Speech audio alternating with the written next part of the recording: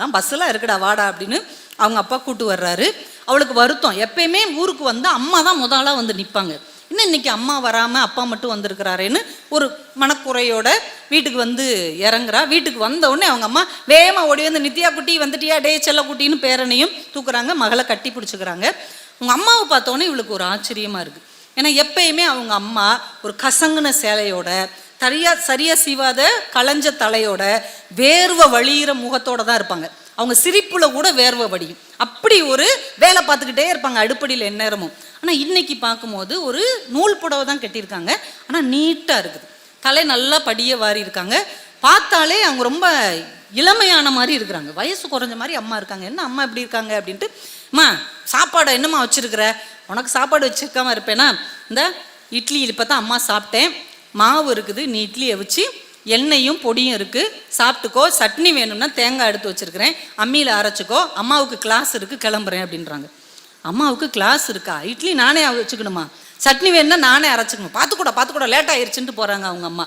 அப்பாட்ட கேட்குறான், என்ன அம்மா லூஸாக என்ன பண்ணிட்டு போகிறா? எனக்கு தானே அவள் எல்லாமே செஞ்சு வச்சுருப்பா, எனக்கு பிடிச்சதெல்லாம் செஞ்சுருப்பா, இட்லி கூட அவிக்காமல் கிளம்பி போகிறா. இல்லைம்மா, அம்மா வந்து இங்கே வந்து கிராம மக்களுக்கு தையல் சொல்லி கொடுக்குறாங்க. அம்மாவுக்கு தையல் தெரியுமா? கொஞ்சம் கொஞ்சம் தெரியும் போல இருக்குது. இங்கே வந்ததுக்கப்புறம் ஒரு கிராம சேவகி தான். நிறைய பேர் தையல் படித்தா இங்கே உள்ள கிராமத்து பெண்கள்லாம் முன்னேறுவாங்கன்னு சொன்ன உடனே அதை இன்னும் கொஞ்சம் கற்றுக்கிட்டு அவங்களுக்குலாம் அம்மா ஃப்ரீயாக சொல்லி கொடுக்குறா. எப்போ இருந்த அம்மா அந்த வேலையெல்லாம் பார்த்துட்டு இருக்கா? இந்த கிராமத்துக்கு வந்ததுலேருந்தே பார்த்துட்டு இருக்கிறா. வயசானவங்க இருந்தாங்கன்னா அவங்க ஆஸ்பத்திரிக்கு கூட்டு போகிறது, ஏதாவது லோன் வேணும்னா அதுக்கு சப்போர்ட் பண்ணுறது, முதியோர் கல்வி இதெல்லாம் பண்ணிக்கிட்டு இருக்கா. எதுக்கு அம்மாவுக்கு இந்த வேண்டாத வேலை? ஏமா அப்படி சொல்கிற? உங்களையெல்லாம் அம்மா செட்டில் பண்ணிட்டா, இப்போ அவளுக்கான உலகத்தில் வாழ்கிறா. என்ன அவளுக்கான உலகத்தில் வாழ்கிறா? அப்பா சிரிச்சுட்டே சொல்கிறார், இப்போ தான் அவங்க அம்மா செந்துரு ஆகிவிட்டாள். செந்துரு ஆகிவிட்டாள் என்னம்மா சொல்கிற? இவ்வளோ நாளும் உங்களுக்கெல்லாம் அம்மாவாக இருந்தா, இப்போ தான் அவளாக மாறி இருக்கிறா, உடேன் அப்படிம்பாரு. சரி ரைட்டு அப்படின்னு சொல்லி அவள் வீட்டில் போய் அவளை இட்லியை வச்சு சாப்பிட்டுட்டு மத்தியானமாக தான் அம்மா என்ன செய்கிறான்னு பார்ப்போன்னு உட்காந்துருப்பா. மத்தியானம் ஒரு லேடி அவங்க அம்மா கூட்டு வருவாங்க. கிட்டத்தட்ட அவங்க வயசில் இருப்பாங்க. அந்த பெண்மணி, நான் தான் இந்த கிராமத்துடைய சேவகி, உங்கள் அம்மா வந்ததுக்கப்புறம் இந்த ஊரே மாறிடுச்சு தெரியுமா, எல்லாருக்கும் அவ்வளோ உதவி செய்கிறாங்க, அது செய்கிறாங்க இது செய்கிறாங்கன்னு அவங்க அம்மாவை பற்றி மகக்கிட்ட புகழ்வாங்க. இப்போ யோசிச்சு பாப்பா, ஒரு காலத்தில் இவளோட ஃப்ரெண்ட்ஸ் வீட்டுக்கு வருவாங்கல்ல, அப்போ நித்யா நல்லா கட்டுரை எழுதுவா, நித்யா சூப்பராக டிராயிங் பண்ணுவா, நித்யா சூப்பராக பேசுவான்னு அவங்க அம்மா கிட்ட இவளை பற்றி அந்த பிள்ளைங்க புகழ்வாங்க. அவங்க அம்மா அப்படியான்னு ஆச்சரியமாக கேட்பாங்க. ஆனால் இப்போ அம்மாவை பற்றி ஒருத்தவங்க வந்து புகழ்கிறத கேட்க கேட்க இவளுக்கு எரிச்சலாகவும் இருக்கும், ஆச்சரியமாகவும் இருக்கும். சரிங்க இருக்கட்டும், நீங்கள் எத்தனை பிள்ளைங்கம்மா? நீ ஒருத்தி தானா? இல்லை எனக்கு 2 அண்ணன் 2 அக்கா இருக்குது, எல்லாம் கல்யாணமாகி வேறு ஒரே ஊரில் இருக்காங்க. அப்படியா? உங்கள் அம்மா வந்ததுலேருந்து இந்த ஊரே நல்லா இருக்குமா, நீ நல்லா இரு அப்படின்ட்டு அந்த அம்மா போயிடும். இவளுக்கு செம்ம டென்ஷன் ஆகிட்டே இருக்கும். சாயந்தரமாவது அம்மா கவனிக்கலான்னா சாயந்தரம் வந்து இவளுக்கு பிடிச்ச எல்லா பலகாரமும் செஞ்சு அவளை சாப்பிட வச்சு ஜடையெல்லாம் போட்டு அவளை மடியில் சாய்ச்சி ரொம்ப கதையாக பேசிகிட்டு இருப்பாங்க. பரவாயில்ல, நம்ம அம்மா பழைய ஃபார்முக்கு திரும்பிட்டா அப்படின்னு நினச்சி பேசிக்கிட்டே இருந்துட்டு, நான் தூங்க போகிறேம்மா, சரிடா தூங்க போன்ட்டு அம்மாவும் அப்பாவும் பேசிக்கிட்டே இருப்பாங்க. என்ன பேசுகிறாங்கன்னு கவனிச்சிட்டே இருப்பா. அவங்க அப்பா அவர் படித்த கதைகளை சொல்வார். அன்னைக்கு அங்கே உள்ள ஆண்கள்கிட்ட எல்லாம் என்ன பேசினார், அந்த ஊரோட நிலவரத்தை சொல்லுவார். இவங்க தையல் கிளாஸில் என்னெல்லாம் நடந்ததுன்னு பேசுவாங்க. இப்போ என்னமோ பெரிய பிரதமரும் முதல்வரும் பேசிக்கிற மாதிரி இல்லை அம்மா அப்பா பேசிக்கிறாங்க. முன்னாடிலாம் நம்மளை பற்றி தானே பேசுவாங்க, பெரிய ஊர் உலகம் பேசுகிறாங்கன்னு எரிச்சல் பட்டுட்டே பரண்டு படுத்துட்டு இருப்பா. இவங்க அம்மா டம்ளரில் பால் கொண்டு வந்து இந்தா குடிச்சிட்டு படு, அப்போ தான் உனக்கு தூக்கம் வரணுன்னே. சரி அம்மாவாக தான் இருக்காங்கன்னு குடிச்சிட்டு படுத்துருவா. மறுநாள் பார்த்தா காலையில் அம்மா யார்கிட்டயோ பேசிக்கிட்டு இருக்கிற மாதிரி இருக்கும். சமையல் பண்ணிகிட்டு இருக்கும்போது வந்து பார்த்தா ஒரு சின்ன பிள்ளை வந்து நிற்கும். என்னடா அப்படின்னு அம்மா கேட்பாங்க. இல்லை சாயந்தரம் தானே மியூசிக் கிளாஸ் வருவேன், இன்றைக்கி நாங்கள் எங்கேயோ ஊருக்கு போகிறோமா, அதனால் காலையிலே எனக்கு கிளாஸ் எடுத்துருங்களேன்னு ஒரு சின்ன பிள்ளை வந்து நிற்கும். மியூசிக் கிளாஸா அப்படின்னு இந்த பிள்ளை பார்த்துட்ருக்கும். அவங்க அம்மா சொல்லுவாங்க, டேய் காலையில் எனக்கு சமைக்கிற வேலை இருக்கேடா, சாயந்தரம் தானே உனக்கு அந்த நேரத்தை ஒதுக்கியிருந்தேன். இல்லை எனக்கு காலையில் சொல்லுங்கன்னு அந்த பாப்பா கேட்டவுடனே இவங்க அப்பா சொல்வார், போயேம்மா அந்த பிள்ளை அக்கறையாக வந்திருக்குதுல்ல, ஒவ்வொரு பிள்ளைங்க நல்லதாக போச்சுன்னு ஓடி இருக்கும்ல, போ நான் இந்த சோறை தானே வடிக்கணும், நான் வடிக்கிறேன்னு அவங்க அப்பா கிச்சனுக்குள்ளே போயிடுவார். இந்த அம்மா போய் சுருதி பெட்டியோட அந்த பிள்ளைக்கு பாட்டு சொல்லி கொடுக்கும்.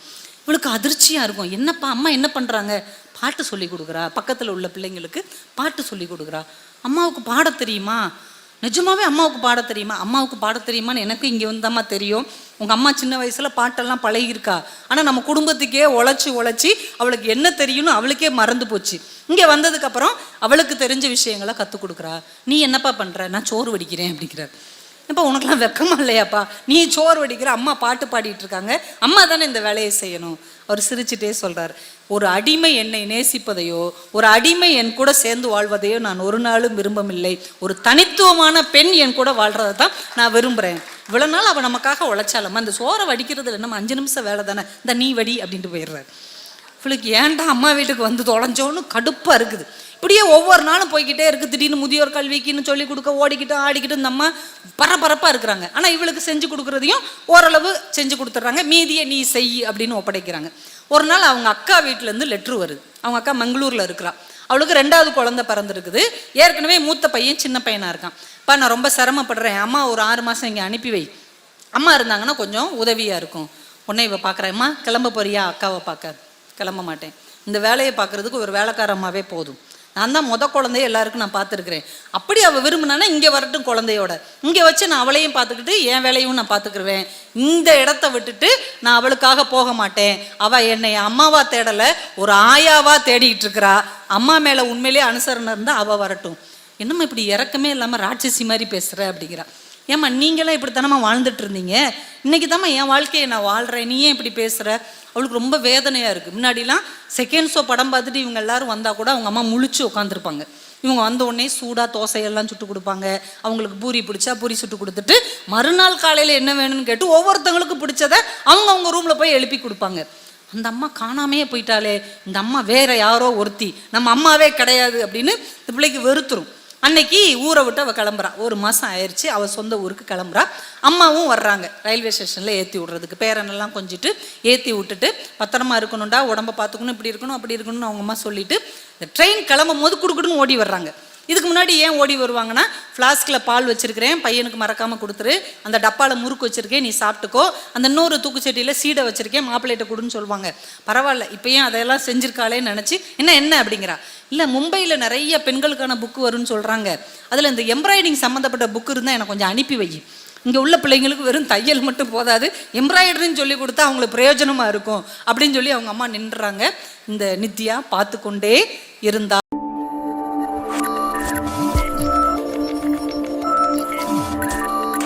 ஒரு கதை, செந்திரு ஆகிவிட்டாள்.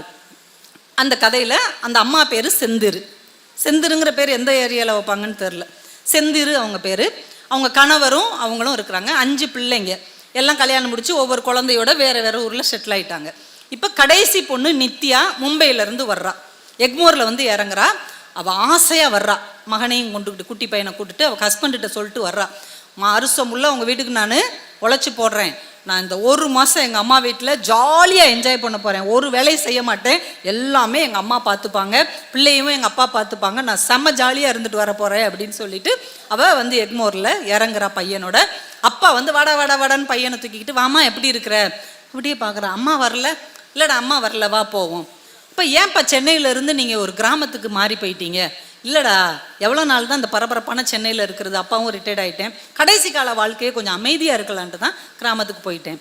சரி இங்கேருந்து காஞ்சிபுரம் போய் அங்கேருந்து பஸ் இருக்குமா இல்லை மாட்டு வண்டியில் கூப்பிட்டு போவீங்களா. அதெல்லாம் பஸ்ஸெல்லாம் இருக்குடா வாடா அப்படின்னு அவங்க அப்பா கூப்பிட்டு வர்றாரு.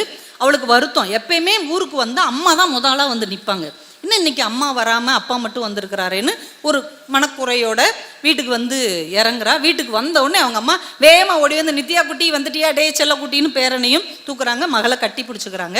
அவங்க அம்மாவை பார்த்தோன்னே இவளுக்கு ஒரு ஆச்சரியமாக இருக்குது. ஏன்னா எப்பயுமே அவங்க அம்மா ஒரு கசங்குன சேலையோட, சரியா சீவாத களைஞ்ச தலையோட, வேர்வை வழியிற முகத்தோட தான் இருப்பாங்க. அவங்க சிரிப்புல கூட வேர்வை வடியும், அப்படி ஒரு வேலை பார்த்துக்கிட்டே இருப்பாங்க அடுப்படியில் எந்நேரமும். ஆனால் இன்னைக்கு பார்க்கும்போது ஒரு நூல் புடவை தான் கட்டியிருக்காங்க, ஆனால் நீட்டாக இருக்குது, தலை நல்லா படிய வாரி இருக்காங்க, பார்த்தாலே அவங்க ரொம்ப இளமையான மாதிரி இருக்கிறாங்க, வயசு குறைஞ்ச மாதிரி அம்மா இருக்காங்க. என்ன அம்மா எப்படி இருக்காங்க அப்படின்ட்டு, அம்மா சாப்பாடு என்னம்மா வச்சுருக்கிற, உனக்கு சாப்பாடு வச்சுருக்காம இருப்பேனா, இந்த இட்லி இப்போ தான் அம்மா சாப்பிட்டேன், மாவு இருக்குது, நீ இட்லியை வச்சு எண்ணெயும் பொடியும் இருக்குது சாப்பிட்டுக்கோ, சட்னி வேணும்னா தேங்காய் எடுத்து வச்சுருக்கிறேன், அம்மியில் அரைச்சிக்கோ, அம்மாவுக்கு கிளாஸ் இருக்குது கிளம்புறேன் அப்படின்றாங்க.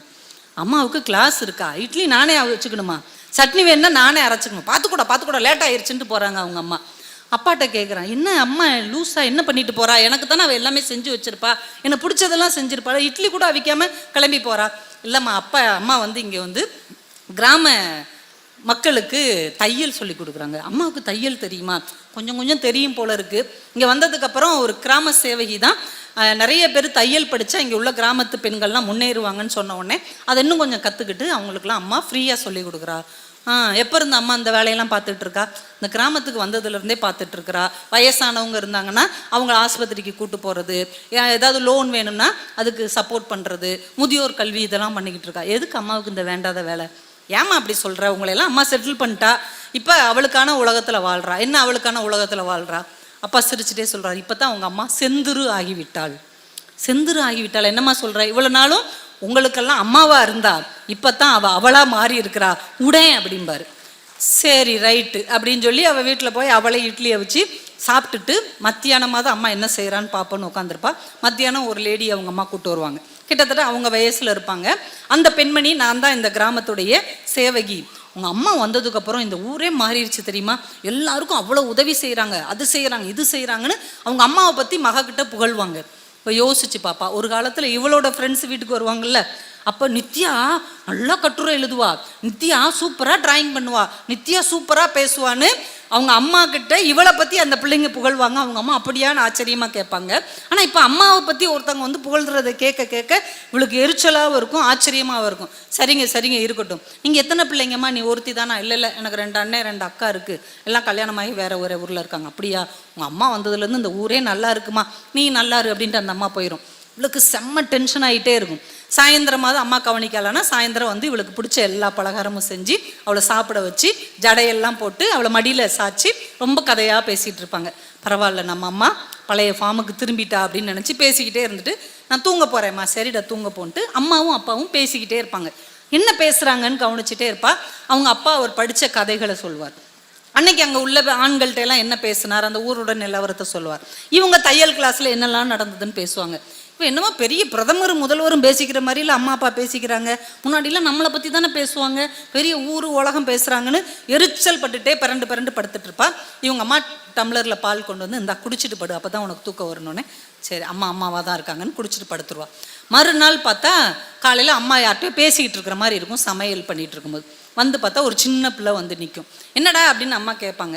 இல்லை சாயந்தரம் தானே மியூசிக் கிளாஸ் வருவேன், இன்றைக்கி நாங்கள் எங்கேயோ ஊருக்கு போகிறோமா, அதனால் காலையிலே எனக்கு கிளாஸ் எடுத்துருங்களேன்னு ஒரு சின்ன பிள்ளை வந்து நிற்கும். மியூசிக் கிளாஸா அப்படின்னு இந்த பிள்ளை பார்த்துட்ருக்கும். அவங்க அம்மா சொல்லுவாங்க, டேய் காலையில் எனக்கு சமைக்கிற வேலை இருக்கேடா, சாயந்தரம் தானே உனக்கு அந்த நேரத்தை ஒதுக்கியிருந்தேன். இல்லை எனக்கு காலையில் சொல்லுங்கன்னு அந்த பாப்பா கேட்டவுடனே இவங்க அப்பா சொல்வார், போயேம்மா அந்த பிள்ளை அக்கறையாக வந்திருக்குதுல்ல, ஒவ்வொரு பிள்ளைங்க நல்லதாக போச்சுன்னு ஓடி இருக்கும்ல, போ நான் இந்த சோறை தானே வடிக்கணும், நான் வடிக்கிறேன்னு அவங்க அப்பா கிச்சனுக்குள்ளே போயிடுவார். இந்த அம்மா போய் சுருதி பெட்டியோட அந்த பிள்ளைக்கு பாட்டு சொல்லி கொடுக்கும். இவளுக்கு அதிர்ச்சியாக இருக்கும், என்னப்பா அம்மா என்ன பண்ணுறாங்க, பாட்டு சொல்லி கொடுக்குறா, பக்கத்தில் உள்ள பிள்ளைங்களுக்கு பாட்டு சொல்லி கொடுக்குறா. அம்மாவுக்கு பாட தெரியுமா? நிஜமாவே அம்மாவுக்கு பாட தெரியுமா? அம்மாவுக்கு பாட தெரியுமான்னு எனக்கு இங்கே வந்தம்மா தெரியும். உங்கள் அம்மா சின்ன வயசில் பாட்டெல்லாம் பழகியிருக்கா, ஆனால் நம்ம குடும்பத்துக்கே உழைச்சி அவளுக்கு என்ன தெரியும்னு அவளுக்கே மறந்து போச்சு. இங்கே வந்ததுக்கப்புறம் அவளுக்கு தெரிஞ்ச விஷயங்களை கற்றுக் கொடுக்குறா. நீ என்னப்பா பண்ணுற? நான் சோறு வடிக்கிறேன் அப்படிங்கிறார்.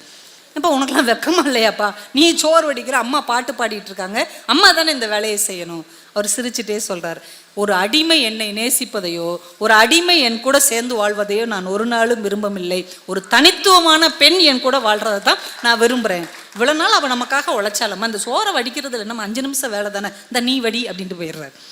இவளுக்கு ஏன்டா அம்மா வீட்டுக்கு வந்து தொலைஞ்சோன்னு கடுப்பாக இருக்குது.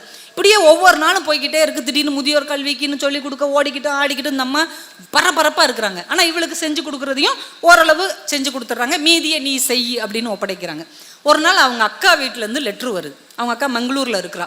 அவளுக்கு 2வது குழந்தை பிறந்திருக்குது. ஏற்கனவே மூத்த பையன் சின்ன பையனாக இருக்கான். இப்போ நான் ரொம்ப சிரமப்படுறேன், அம்மா ஒரு 6 மாதம் இங்கே அனுப்பி வை, அம்மா இருந்தாங்கன்னா கொஞ்சம் உதவியாக இருக்கும். உன்னை இவ பார்க்குறேம்மா, கிளம்ப போறியா? அக்காவை பார்க்க. கிளம்ப மாட்டேன், இந்த வேலையை பார்க்குறதுக்கு ஒரு வேலைக்கார அம்மாவே போதும், நான் தான் குழந்தைய எல்லாருக்கும் நான் பார்த்துருக்குறேன். அப்படி அவள் விரும்பினானா இங்கே வரட்டும் குழந்தையோட, இங்கே வச்சு நான் அவளையும் பார்த்துக்கிட்டு என் வேலையும் நான் பார்த்துக்கிருவேன். இந்த இடத்த விட்டுட்டு நான் அவளுக்காக போக மாட்டேன்.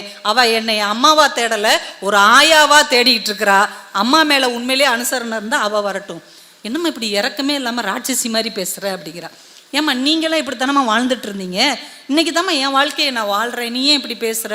அவளுக்கு ரொம்ப வேதனையாக இருக்குது. முன்னாடிலாம் செகண்ட் ஷோ படம் பார்த்துட்டு இவங்க எல்லாரும் வந்தால் கூட அவங்க அம்மா முழிச்சு உட்காந்துருப்பாங்க. இவங்க வந்த உடனே சூடாக தோசையெல்லாம் சுட்டு கொடுப்பாங்க. அவங்களுக்கு பூரி பிடிச்சா பூரி சுட்டு கொடுத்துட்டு மறுநாள் காலையில் என்ன வேணும்னு கேட்டு ஒவ்வொருத்தவங்களுக்கு பிடிச்சதை அவங்க ரூமில் போய் எழுப்பி கொடுப்பாங்க.